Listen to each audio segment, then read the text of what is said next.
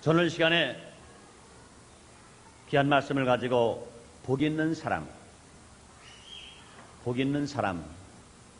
이라는 제목으로 같이 은혜를 나누겠습니다. 한번 따라해 주시겠습니다. 나는 복 있는 사람이다. 나는 복 있는 사람이다. 나는 형통하는 사람이다. 믿는 분만 아멘 하겠습니다. 믿음대로 될지어라. 어제 신문을 보니까 1987년 7월 11일 0시를 기해서 세계 인구가 50억을 돌파했습니다. 또 같은 시간에 우리나라 인구를 보니까 4,209만 70얼마인가로 기록되어 있습니다. 세계 인구가 50억의 인구이지만 크게 두 종류의 사람들로 구분할 수 있습니다. 복인과 악인, 복을 받을 사람과 복을 받지 못할 사람. 여러분들은 지금 어느 편에 속해 있다고 생각합니까? 성경은 이것을 분명히 구분하고 있습니다. 복은 누구나 다 받기를 원하고 있으나 누구나 다 받는 것이 아니고 복 받을 사람만이 복을 받는다고 말씀하십니다. 잠언서 3장 33절에 성경은 이렇게 말씀하십니다. 악인의 집에는 여호와의 저주가 있거니와 의인의 집에는 복이 있느니라. 복 못 받을 사람의 집에는 하나님의 저주가 있거니와 복 받을 사람의 집에는 하나님의 복이 있느니라. 믿으시면 아멘 하겠습니다. 또 시편 1편 3절로 9절에 오늘 본문 말씀을 가만히 보면 이렇게 말씀하십니다. 복 있는 사람은 시냇가에 심은 나무가 시절을 쫓아 과실을 맺으며 그 잎사귀가 마르지 아니함 같더니 그 행사가 다 형통하리로다. 그러나 악인은 그렇지 않으며 오직 바람에 나는 겨와 같도다. 그러므로 악인이 심판을 견디지 못하며 악인이 의인의 해중에 들지 못하리로다. 대저 의인의 길은 여호와께서 인정하시나 악인의 길은 망하리로다. 이렇게 성경은 밝히 말씀해 주십니다. 그러므로 복을 받는 비결은 복만 따라간다고 받는 것이 아닌 겁니다. 먼저 복 받을 사람이 되는 것이 더 중요한 것인 것입니다. 사람들은 환경이 나빠서 복을 받지 못한다고 환경을 원망합니다. 환경을 탓합니다.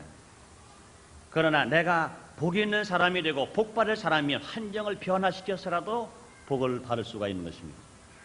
내가 만약에 뜨거운 태양이라면 얼어붙은 대지 무서워할 것 없습니다. 얼어붙은 대지 원망할 필요가 없습니다. 왜요? 뜨거운 태양이면 얼음을 다 녹이고 그래서 따스한 봄빛을 통해서 만물을 소생시켜 놓을 겁니다. 그러므로 겨울을 가지고 원망할 필요 없습니다. 내가 따뜻한 햇빛이요 뜨거운 태양이라면 분명히 얼음을 녹이고 대자연을 소생시켜 놓을 수 있을 것입니다. 그뿐만 아니라 내가 빛이라면 어두운 땅을 원망할 필요 없습니다. 아무리 캄캄하고 어두운 땅이라도 내가 빛이라면 그 빛으로 인하여 어두운 것을 밝힐 수 있습니다.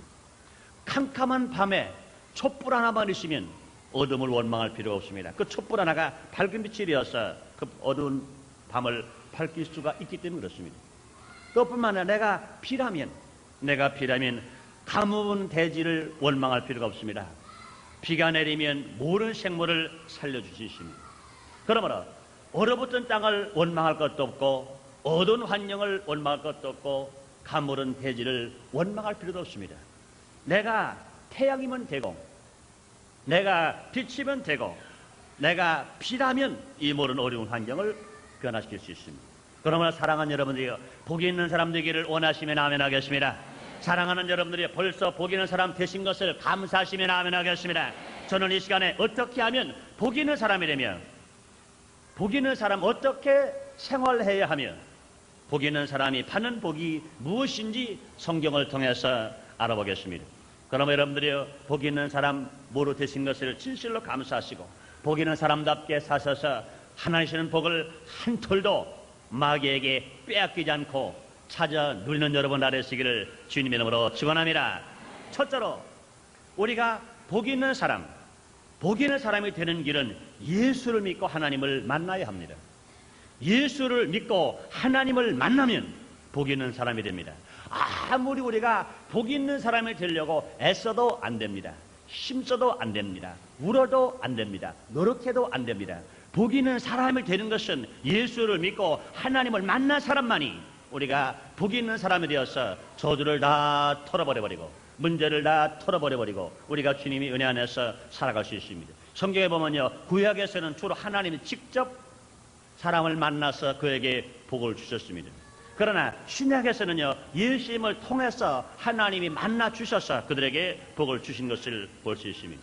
하나님을 만나고 또 만나는 사람은요, 복 바라는 사람이고 복을 수없이 바라는 사람들인 것을 알 수 있습니다. 그럼 바로 성경을 통해서 알아보겠습니다. 창세기 6장 1절 이하에 보면은 하나님 만난 노아가 있습니다. 하나님 만난 노아는 그 당시에 많은 사람들은 얼마나 많은 죄를 졌는지, 그 죄가 얼마나 관영했는지, 하나님 형상으로 지음을 받은 하나님의 사람들이 누구와 함께 사느냐? 세상의 딸들과 함께 음란하고 방탕합니다. 얼마나 음란하고 방탕했던지 하나님께서 말씀하십니다. 내가 세상 지은 것을 후회한다 그랬습니다. 내가 내 형상대로 살아갈 만을 후회한다 그러셨습니다. 그러므로 후회하신 하나님께서 이젠 모든 세상을 다 물로 홍수로 쓸어버려야 되겠다 그랬습니다. 이 세상을 몽땅 죄악 세상을 물로 심판하겠다고 하셨는데 그때 만난 사람이 누구냐? 노아입니다. 노아도 그 당시 하나님 안 만났더라면 홍수로 세상을 멸할 때 여지없이 그로 죽어버리고 말았을 것입니다. 그러나 하나님께서 노아를 만나셨습니다. 노아를 만나 하나님께서 말씀하십니다. 이 세상 지은 것을 내가 후회한다. 이 세상에서 너는 방탕했다. 너무 썩어버렸다. 그러나 나는 너를 살리기 위해서 내가 너를 만나는데 너는 내 말을 들어라. 너는 지금 방주를 크게 져라. 너의 식구가 들어갈 방주를 짓고 온 세상에 있는 생물들과 어족들과 새들과 그 모든 짐승들 들어갈 방주를 쳐라. 그 방주를 짓는데 자그마치 하나님이 말씀하시는 방주를 지니까 120년간을 방주를 쳤습니다. 그러나 노아는 120년 동안 방주를 짓고 있는 겁니다. 그동안에 친구들에게 말합니다. 친척들에게 말합니다. 세상이 썩었기 때문에 하나님께서 홍수로 심판하신단다. 나는 하나님을 만났더니 하나님께 나뵈고 지금 이 120년 동안 큰 방주를 지라고 말씀하신다. 내가 방주를 짓다가 이제는 짓는 일에 네가 동참도 하면 좋겠지만 내가 방주를 짓고 났을 때 너희 가족과 너희 친지와 너희 친구들 다 들어와야 구원을 받는데 홍수는 몽땅 멸망을 받는다. 아무리 하서나 그들은 조세랍니다. 이 청청한 하늘에 무슨 비가 온단 말이냐. 여지껏 하나님께서 이 땅에 비를 내려본 적이 없는데 어찌면 홍수가 난단 말이냐. 어리석은 소리 하지 말아라. 모든 사람이 다 비웃었습니다. 그러나 그렇게 죄악이 관영한 세상 120년 동안 노아는 하나님을 만났기 때문에 끊임없이 방주를 치는 일에 게을리지 않았습니다. 120년 노아가 방주를 다 쳤습니다. 노아 8식구가 들어갔습니다. 친척들 오라고 말하자면 모두가 조소해버리고 맙니다. 많은 짐승과 또한 새들과 물고기들과 모든 어족들과 모든 생물들의 한 쌍씩을 노아의 방주 안에 다 들어가도록 불러 모았습니다. 그러나 8식구가 마지막에 들어가는 순간 하나님께서 밖에서 노아의 방제물을 철컥 닫아버렸습니다. 안에서 노아가 아무리 열을 내도 열을 수가 없습니다. 그러고 이제는 하늘 향한 창문을 바라보니 그때부터 이제는 홍수가 나기 시작하는 겁니다. 물이 막 쏟아 부어지는 것입니다. 얼마를 비가 계속되는 겁니다. 그러면 그동안에 이제는 세상은 몽땅 다 홍수로 말미암아 한 생명도 남지 않고 짐승도 사람도 어족도 새들도 하나 남지 않고 노아 방주 밖에 있는 모든 짐승들은 몽땅 사람까지 모두가 다 홍수에 떠내려가 죽어버려 말아버렸습니다. 사랑하는 여러분들이요, 온 세상이 홍수로 멸하는 악한 세상이었으나 하나님께서 만나주신 노아와 8식구는 절대로 멸망받지 않고 구원을 받았습니다. 하나님이 만난 사람 구원받습니다. 사랑하는 여러분들이요, 우리가 죄악 세상에서 노아 시대와 같이 우리는 음란과 방탕과 죄악 속에서 살아갈 때 하나님께서 우리를 사랑하시사 한 사람 한 사람 노아를 만나듯이 우리를 만나 주셨다고 믿으시면 아멘 하겠습니다. 그러나 우리는 교회에 나와서 예배를 드리고 하나님을 찬송하고 하나님께 기도하고 하나님 말씀대로 살아갈 때 우리는 복 있는 사람이 되어서 하나님 만나 주심으로 말미암아 노아가 구원받은 것처럼 여러분도 구원받고 여러분이 멸망받지 않고 주님의 뜻대로 살아갈 수가 있을 것입니다. 또 그 다음에 두 번째로 하나님 만난 사람 뭘까요? 창세기 28장 10절로 22절에 보면 하나님을 만난 야곱이 있습니다. 야곱은요, 이삭의 두 아들 중에 작은 아들입니다. 그들 당시에는요, 축복을 받을 때 형, 그 장자에게만 하나님께 축복권을 내려줬습니다. 근데 두 번째 태어난 아들 야곱은 원래는 쌍둥이입니다. 쌍둥이인데 불과 한 1분 사이로 동생이 되어버렸습니다.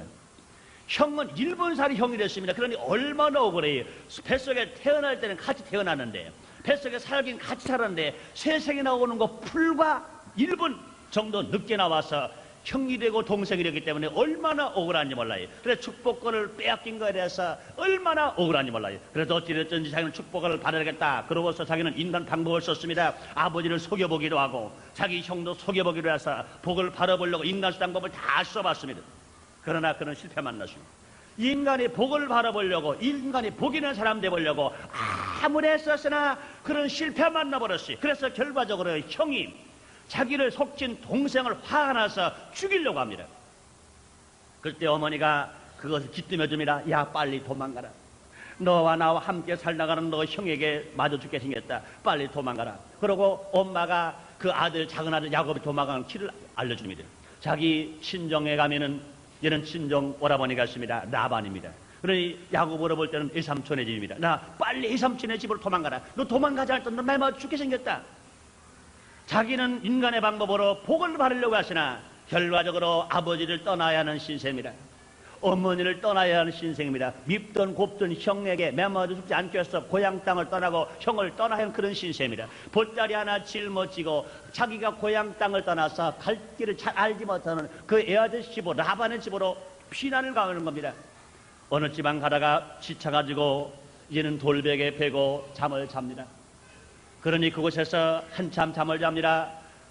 하숙방도 없죠. 자기 맞이할 집도 없죠. 그러니까 자기는 이제 돌베고 베고 이제는 잠을 자는데 하늘을 지붕 삼고 별을 세보면서 잠을 자다가 깜짝 잠을 들었습니다. 잠이 들어가지고 꿈을 꿔보니까 하늘문이 열리고 하늘에 사닥다리가 오르락 내리락 하는 겁니다. 천사가 말합니다. 하나님이 너에게 축복하신다. 너는 이제부터 하나님이 함께 하실 것이다. 내가 복을 받아 하나님 온전한 11조를 드려라. 그러거나 하나님께서 그 야곱, 실패 만난 야곱을 만나주신 것입니다. 그 다음부터 야곱은 이제는 내 방법대로 살지 않고 하나님 뜻대로 살겠다고 작정하신 것입니다. 그러고 나서 힘차게 살았습니다. 그 후로 그는 하나님이 축복하셔서 이제는 12 아들들을 줘서 이스라엘의 조상이 됐습니다.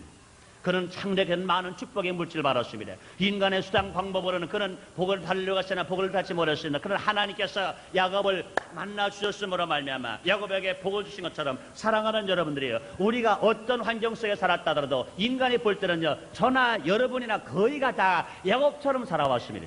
우리가 어려서 엄마가 예수를 잘 믿고 아빠가 예수를 잘 믿어서 믿음으로 사는 사람 빼놓고는요, 아마 지금 여기에 모인 분들은 저와 이로 거의가 다 인생을 야곱처럼 살았습니다. 내가 어찌간 복 좀 받아봐야 되겠다, 내 인생을 성공으로 살아보겠다 했는데 잘 안 됐어요. 이리 밀려서 안 됐고 저리 밀려 안 됐습니다. 그러나 여러분, 하나님 버리지 아니하시고 하나님 만나주신 것입니다. 분명히 베델에서 야곱이 하나님을 만난 것처럼 여러분은 실패 현장에서, 아니면 병드는 자리에서, 아니면 가난한 자리에서, 아니면 문제 자리에서, 아니 염려 근심 공포 불안의 공포의 자리에서 주님이 만나 주셨음으로 말미암아 하나님 품에 들어왔고 야곱처럼 복을 받게 되었다고 믿으시기를 주님으로 축원합니다. 또 뿐만 아니라 구약의 열왕기상 17장 8절이 해보면요, 시돈 지방에 사르밧 과부를 하나님이 만나셨습니다. 그때 당시에는요, 가뭄이 들었기 때문에 먹을 것이 없습니다. 사막의 대지에 가뭄이 들었으니 그 살기 얼마나 어려웠겠어요. 그럴 때 먹을 것이 없습니다. 이제는 아무리 뒤져봐도 자기네 집 전체를 뒤져보니 밀가루통에 밀가루 한 움큼밖에 없습니다. 기름병에 기름 몇 방울밖에 없습니다. 그러니 사르밧 과부는 어떤 게 과부입니까? 남편이 없는 과부잖아요.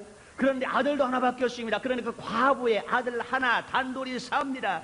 둘이 먹고 살 음식도 없어, 둘이 먹고 양식도 없어서 마지막 빵을 하나 만들어서 두 아들과 함께 먹고, 이제 아들과 둘이 먹고 자살하려고 이제 나무를 주스러 밖에 나왔다가 하나님이 보낸 사람 엘리야를 만났습니다. 엘리야가 말합니다. 너는 여기 왜 왔느냐? 네, 가뭄이 들어서 우리 집에 먹을 것이 없습니다. 전체 밀가루 통을 팍팍 뒤져보니까 밀가루 한 움큼 있고, 또 기름병을 따라보니 기름 몇 방울에 그런 떡 하나 만들으시는데요, 이걸 가지고 마지막 먹고 내 아들과 함께 자살하려고 합니다. 그럴 때 엘리야가 말합니다. 그러냐? 너는 가서 내가 먹을 물을 가져와라. 물을 가져왔습니다. 물을 엘리야가 잡수십니다. 그 사람 누굽니까? 하나님 보낸 하나님 사람입니다. 그리고 다시 그는 말합니다. 그 떡을 구워서 네 아들과 함께 먹고 자살하지 말고 그 떡을 가지고 만들어서 나에게 가져와라 그랬습니다. 얼마나 억울합니까? 그럼에도 불구하고 그 사람과 가버가 떡을 만들어다가 하나님께 드렸습니다. 하나님의 사람 엘리야가 다 잡수었습니다. 그러고 났더니 그 이후부터 하나님 축복하셔서 3년 반 가뭄이 끝날 때까지 밀가루통에 밀가루가 안 떨어지고 기름병에 기름이 안 떨어져서 먹을 거 입을 거 걱정하지 않고 넉넉하게 살았고 더더군다나 그 아들이 병들어 죽게 됐을 때 하나님의 사람 엘리야가 그를 살려주시는 놀라운 축복도 받았습니다. 사랑하는 여러분이요, 우리 하나님은 어제나 오늘 영원토록 동일하십니다. 우리의 생활이 사람과 과부처럼 아무리 가난하고 먹을 것이 없고 고통스럽게 살지라도 하나님 만나만 주시면 가난과 저주가 물러가고 축복을 받게 되는 걸 여러분 믿으시면 아멘 하겠습니다. 뿐만이 아닙니다. 오늘 하나님 말씀은요, 신약에서 수없이 그런 많은 말씀들이 있습니다. 마가복음 10장 46절로 52절에 보면요, 예수님을 만난 소경 거지 바티메오가 있습니다. 소경입니다. 그는 거지입니다. 그는 구걸해야 삽니다. 구걸해야 목구멍에 풀칠하면서 살아가는 그런 비참한 존재들입니다. 하루는요, 예수님이 자기 동네 앞을 지나간다는 소문이 났습니다. 마음을 단단히 먹었습니다. 내 앞에 지나가는 예수님을 내가 만나면 나로 이렇게 눈이 멀어서 소경짓하면서 구걸하는 사람이 아니라 내 눈 뜰 수 있지 않겠는가, 내가 예수님을 만나야겠다 그랬습니다. 마음을 단단히 먹고 기다렸는데 자기는 소경인지라 예수님이 지나간 것을 보지를 못했습니다. 자기 앞을 막 지나가는데 예수님이 지나가지를 몰랐어요.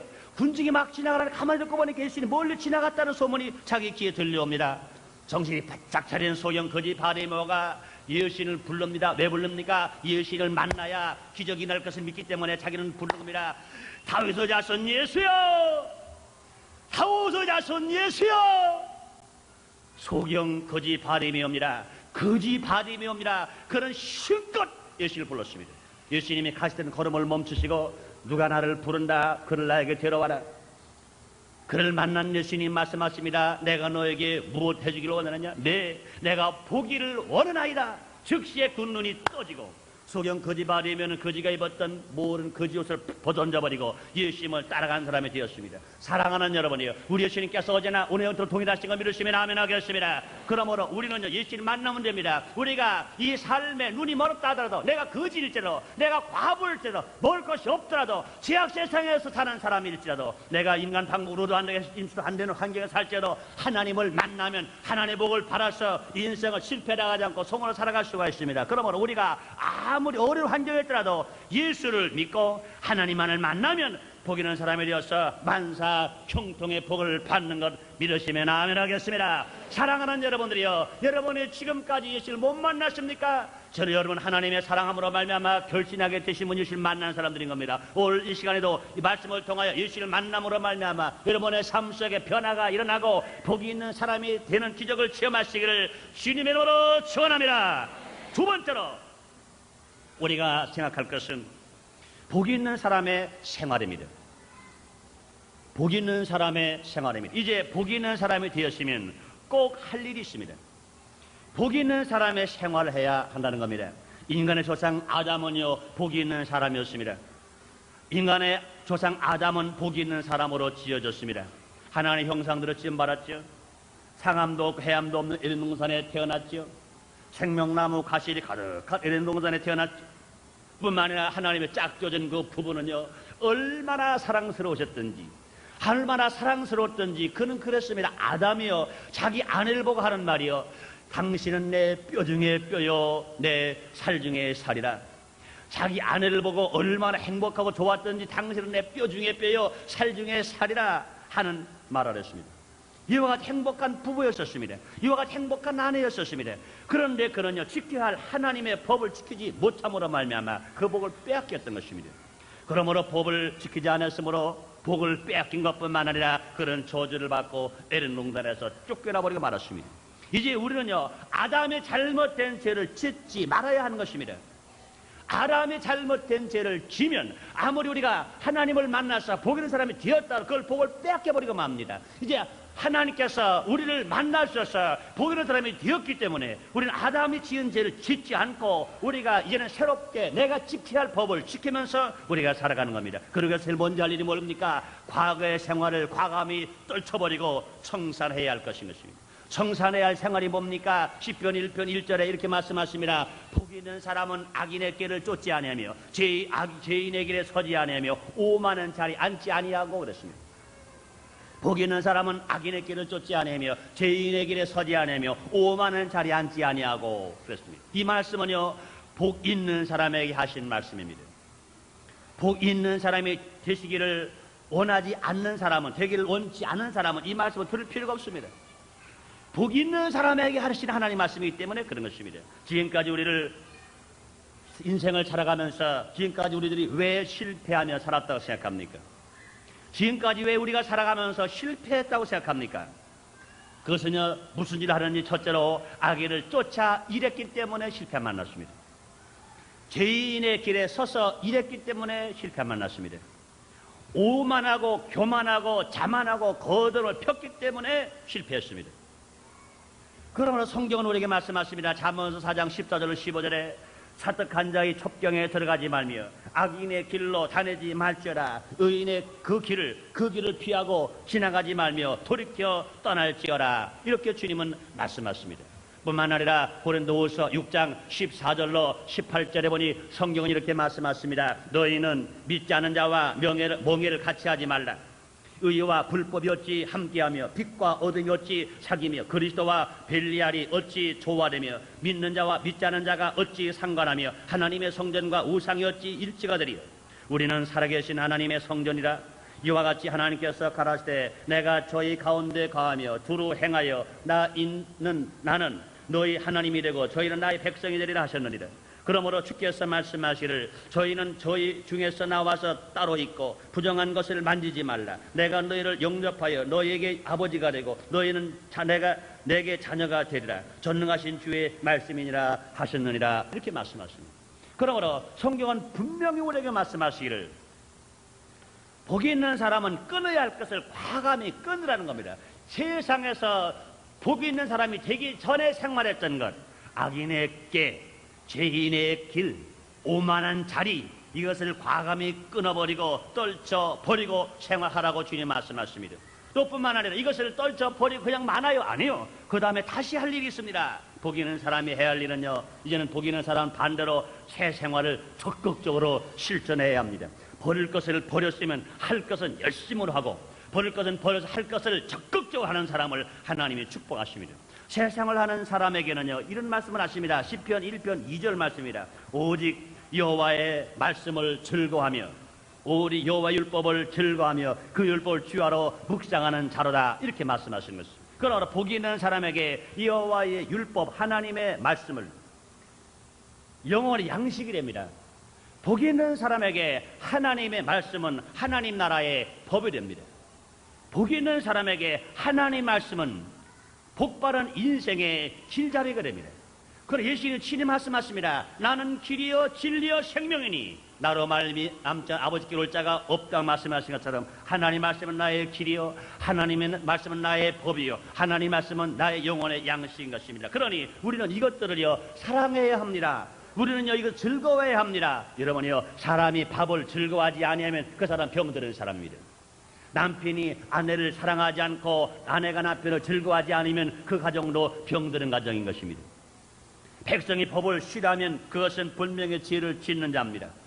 사람이 길을 쫓아가지 않으면 결국은 가시덤불이나 낭떠러지에 떨어져 멸망당해버리고 말 것입니다. 그렇기 때문에 그러니 복이 있는 사람이 되었으면 어찌하든지 성경 말씀을 사랑해야 합니다. 하나님의 말씀을 즐거워해야 합니다. 그러므로 우리가 복이 있는 사람이 되었으면 성경을 읽고 또 읽고 보고 또 보고 듣고 또 듣고 그래서 낮에도 보고 밤에도 보고 쉬지 않고 보고 잘 모르는 것이 있으면 또 읽고 또 읽고 또 읽어서 21번만 읽으면 분명히 다 알게 될 줄 믿습니다. 할렐루야. 어느 학자들이 그런 말 하래요. 회화를 가르치다가 잘 모르면 21번만 막 가르치고 21번만 20번까지도 몰랐던 것이 21번만 가르치면 알게 된다는 거예요. 여러분, 같은 말도요, 어린아이에게 말을 가르쳐 잘 모르잖아요. 한 번 가르쳐서 안 되면 20번 가르치는 거. 20번 가르쳐서 잘 모르는데 그러나 21번째 가르치면 그가 말을 할 수가 있다는 겁니다. 나쁜 습관을 고쳐주려면요, 그 습관은요 21번만 반복하라는 겁니다. 그러면 알게 된다는 거예요. 여러분들이요, 이 성경 말씀을 21번만 읽으면 주님의 뜻을 어느 정도 알게 된다고 믿으시길 주님으로 축원합니다. 그러므로 사랑하는 여러분이요, 이 하나님의 말씀은요, 우리 하나님께서 복 받은 사람에게, 복이 있는 사람에게 주시는 약속입니다. 이걸 복 못 받은 사람이 주시는 것이 아니라, 악인이 주는 것이 아니라 하나님 착한 의인이요 복 받을 사람에게 주신 말씀이기 때문에 이 말씀을 듣고 먹고 있고 말씀으로 말미암아 여러분 것이 되어서 영혼의 양식이 되고 삶의 축복이 되고 인생의 길다리가 되어서 여러분 삶 속 기적을 체험하며 복되게 살게 되시기를 주님으로 축원합니다. 그러므로 복이 있는 사람의 생활을 안 해야 할 것은요, 과감히 안 해야 돼. 악인의 길을 쫓는 일, 죄인의 길에 서는 일, 오만한 자리에 앉는 일, 이것은 과감하게 떨쳐버리고 그 다음에 적극적으로 할 일이 있습니다. 하나님의 말씀 율법을 즐거워하는 일, 주여로 묵상하는 일, 이 말씀을 사랑하는 일, 이 말씀을 읽는 일, 이 말씀을 듣는 일, 이 일에 적극적으로 하면 하나님께서 축복하심으로 말미암아 여러분의 삶 속에 기적이 일어나게 될 줄 믿습니다. 그 다음에 세 번째 마지막으로, 그렇다면 복 있는 사람이 받는 복은 무엇일까? 내가 받는 복은 무엇일까? 내가 복 받을 사람이 되었으면 하나님 주시는 모든 복, 이것을 다 받을 수 있습니다. 요한복음 3장 요한 3서 2절에 그런 말씀하십니다. 사랑하는 자여, 내 영혼이 잘 뛴 것처럼 내가 범사가 잘뛰어 관계를 간구하느라 말씀하십니다. 사랑하는 여러분이 하나님의 사랑을 받는 사람이라고 여러분 믿으시면 아멘 하겠습니다. 예수를 믿는 사람, 하나님 만나는 사람입니다. 하나님 만나는 사람은 하나님 복 주는 사람인 것입니다. 그러므로 여러분들이 생각해야 됩니다. 난 하나님의 사랑 받는 사람이다. 나는 복 받을 사람이다. 나는 하나님 만난 사람이다. 믿음으로 살아갈 때 주님 말씀하십니다. 사랑하는 자여, 내 영혼이 잘된 것처럼 내가 범사가 잘되고 강건하기를 간구하노라. 할렐루야. 하나님의 사랑을 받는 사람은 영혼의 복을 받습니다. 믿음의 복을 받습니다. 천국의 복을 받습니다.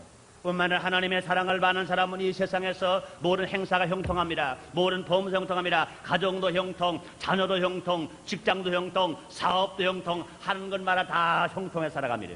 또 하나님의 복 받은 사람은요, 하나님 축복하셔서 건강하게 살아갑니다. 우리가 건강을 잃어버리고 병들어버리면 아무리 행복하게 살려고 하나 그건 복이 못 되는 겁니다. 우리 건강하게 살아갈 수 있습니다. 뿐만 아니라 시편 92편 12절로 15절에 보면 의인은 종려나무같이 번성하며 레바논의 백향목처럼 버력하며 주님의 궁정에서 흥하며 늙어도 결실하며 진에게 풍족하여 빛이 청청하여 여호와의 정직하심을 나타낸다고 말씀하십니다.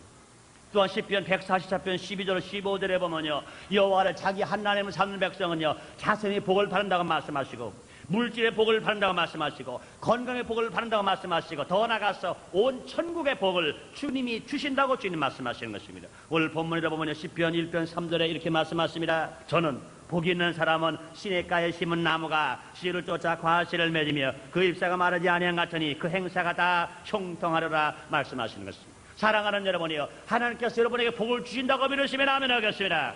그런데 오늘 주신 약속의 말씀을 보면 복 받는 사람에게 하나님 무슨 복을 주시느냐고요? 여기 보니 복이 있는 사람은 첫째로 시냇가에 심은 나무와 같다는 겁니다. 시냇가에 심은 나무와 같다는 겁니다. 이 말씀 무슨 말씀일까요? 자원이 마르지 않는다는 겁니다.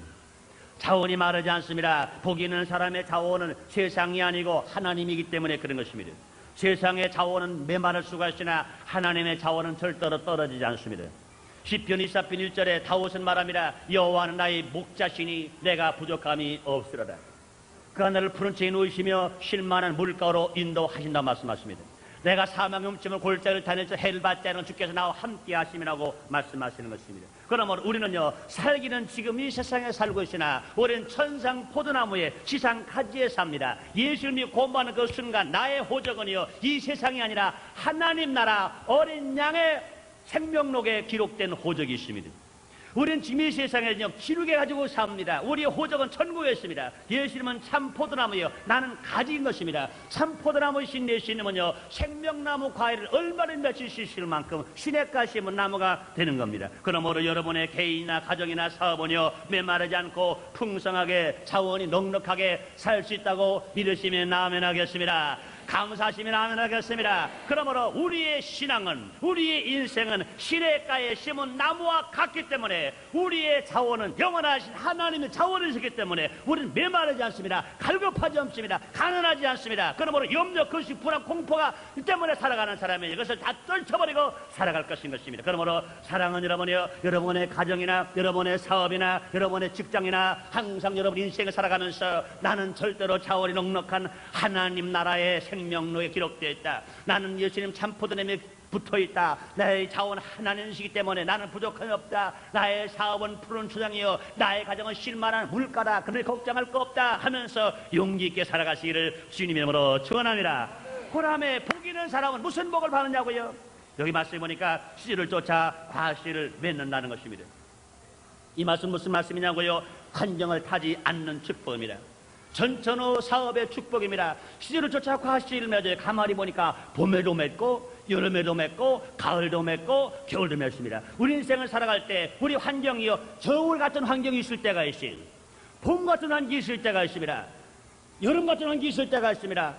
겨울 같은 환경이 있을 때가 있습니다. 여러분들이요, 이 세상에 어떤 나무 과일도요, 봄, 여름, 가을, 겨울 항상 맺는 과일은 없습니다. 봄, 여름, 가을 구분이 없는 저 남쪽 지방은 그런 데가 있으나 봄, 여름, 가을, 겨울이 분명히 구분되어 있는 지역에는요, 분명히 봄에 꽃이 피고 여름에 열매가 맺어서 가을에 결실하고 겨울엔 다 따서 그것을 가지고 안식하고 우리는 먹고 마는 겁니다. 그러나 하나님 축복하시면 시절을 쫓아 과실을 맺는다고 말씀하십니다. 그러면 여러분이요, 여러분의 가정의 행복이 환경을 타지 않고 천천히 행복되시기를 주의 이름으로 축원합니다. 여러분의 직장과 사업이 환경 때문에 겨울이나 잘 되고 여름에 안 되는 사업 아니고, 여름에 잘 되고 겨울에 안 되는 사업 아니고, 봄, 여름, 가을, 겨울 타지 않으면서 천천히 사업이 되게 되시기를 주의 이름으로 축원합니다. 왜 그럴까요? 하나님이 나의 목자시여, 하나님이 나의 영원한 생명이시기 때문에 하나님의 복을 받는 사람이 이렇게 산다는 겁니다. 그 다음에 세 번째로요, 우리가 복 있는 사람이 되면 그 잎사귀가 마르지 아니함 같다고 그렇습니다. 이 말씀 무슨 말씀이십니까? 이제 주위 환경도 좋아진다는 겁니다. 잎은 열매를 맺게 하는 환경이요, 잎은 열매를 잘 맺게 하는 보호인 겁니다. 여러분들이요, 나만 잘 되는 것도 중요하지만요, 나의 주위의 사람들이 잘 되어야, 나의 주위의 사람은 잘 못 돼버려버리면 내가 아무리 잘 되려고 하나 결과적으로 열매를 맺었으나 그것은 익을 수가 없습니다. 여러분들이요, 감나무에 감 열매가 맺었다 하더라도요, 열매를 맺었는데 이파리가 없어 보세요. 열매가 익을 수 있습니까? 아니요. 감이 맺었으면 이파리가 많아야 탄소 동화작용을 잘해서 감 열매 맺게 만드는 겁니다. 그런데 보세요, 감이 열매를 맺은 것뿐만 아니라 아직도 덜 익은 열매가 이파리가 없을 때는요, 아이들이 따가고 말 거예요. 잘 보인다고 이러면. 그런데 여러분, 여름에 감나무 가서 감을 찾아보세요. 감을 찾을 수가, 이파리는 무성한데 감을 찾을 수가 없어. 왜요? 이파리가 감을 다 보호하고 있기 때문에 그렇습니다. 왜 보호합니까? 아직 딸 때가 아니기 때문에 그렇습니다. 따야 그 씨가 될 때가 못 되기 때문에 그런 것입니다. 그러나 가을이 돼서 그 감이 빨갛게 익어버리면요, 감나무 잎이 먼저 다 떨어져 버려요. 그러고 나서 뭐만 남습니까? 감만 딱 남는 겁니다. 감만 딱 남으니까 그때는요, 딱 가도 씨앗도 되고 딱 가도 열매가 맛이 또 있고, 그러니까 많은 사람들로 인해 입에 입을 통해서 손에 손을 통해 팔에 팔을 통해서 그 씨가 모든 세상에 이제는 번져 나갈 수 있게 되기 때문에 열매가 다 익을 때는 감나무에 떨어져 버려 마는 겁니다. 그러나 마찬가지인 것입니다. 우리가 복을 바라면요, 잎사귀가 마르지 않는 환경이 되어야 됩니다. 우리 환경이 좋아야 내가 잘 때, 나는 잘 때는 환경이 없으면 잘못되는 겁니다. 가정도 마찬가지입니다. 남편만 잘 때 가정이 다 잘하는데 행복하지 않습니다. 아내만 잘 때 가정이 다 죽어버렸으면 행복하지 않습니다. 모르와라 연합되어 살아가는 겁니다. 마찬가지로 대한민국 국민인데 분명히 우리 순복음 민족의 성도인데 인천이 잘 되어야 우리 교회가 좋지요. 민족이 잘 되어야 우리 개인이 좋지요. 그러므로 우리가 하나님의 복을 바라면요, 이파리가 마르지 않은 것처럼 잎사가 마르지 않은 축복을, 환경에 놀라운 축복도 받게 되는 겁니다. 그럼 여러분들이요, 이런 하나님의 복을 받아서 여러분의 가정도, 여러분의 직장도, 여러분의 주 환경도 잘 띄어서 많은 사람에게 인정을 받고 존경을 받고 사랑을 받고 보호를 받는 여러분 다 되시기를 주님의 이름으로 축원합니다. 그다음에 우리가 마지막으로 우리가 복 받은 사람 중에서 우리가 받을 복이 무엇일까요? 결과적으로 성경은 말합니다. 그 행사가 다 형통하리로다. 여러분 감사하시면 아멘 하겠습니다. 복이 있는 사람은요, 불통은 없어요. 복이 있는 사람은요, 만사가 형통합니다. 신앙도 형통, 개인의 인생도 형통, 가정도 형통, 사업과 직장도 형통, 또 나가서 민족과 국가도 형통하면서 우리가 살아갈 수 있습니다. 주님 말씀하십니다. 다 형통하리로다. 오르도 안 됐던 일들, 애수도 안 됐던 일들, 심수도 안 됐던 일들, 우리가 복이 있는 사람이 되고 보니, 복이 있는 사람답게 벌 것을 버리고 취할 것을 치르고 살고 보니, 하나님께서 우리를 축복하심으로 말미암아 시냇가에 심은 나무 같게 하시고, 시절을 쫓아 과실을 맺게 하시고, 잎사가 마르지 않게 하시고, 결과적으로 그 물 행사가 다 형통하리로다. 기도하겠습니다. 하나님 감사합니다. 우리는 지금까지 어리석게 살았을 때가 얼마나 많은지 모릅니다. 복받기를 원하지 않은 사람이 아무도 없어서 그저 내가 인간의 방법으로 애쓰고 힘만 쓰면 복받을 수 있다고 생각했는데, 결과적으로 나에게 다가온 것은 허무요, 역경이요, 고난이요, 죽음밖에 없었습니다. 그러나 하나님, 우리를 사랑하시사 주님을 만나고 보았더니 하나님의 복이 성큼 우리에게 다가오고, 우리가 울어도 안 됐던 일, 심수도 안 됐던 일들 우리가 바를 수 있는 축복 안에 들어오게 되었사오니 감사합니다. 하나님 아버지시여, 복 있는 사람이 된 것 감사합니다. 복 있는 사람답게 살기를 원합니다. 성령님 도와주시옵소서. 아버지, 복 있는 사람에게 주시는 축복을 약속하셨습니다. 하나님의 약속은 땅이 꺼지고 하늘이 무너지더라도 변치 않은 것을 믿고 있사오니, 하나님 믿는 사람마다 주님 허락해 주시옵소서. 복 있는 사람마다 넘치게 받게 주시옵소서. 예수님의 이름으로 기도드리옵나이다. 아멘.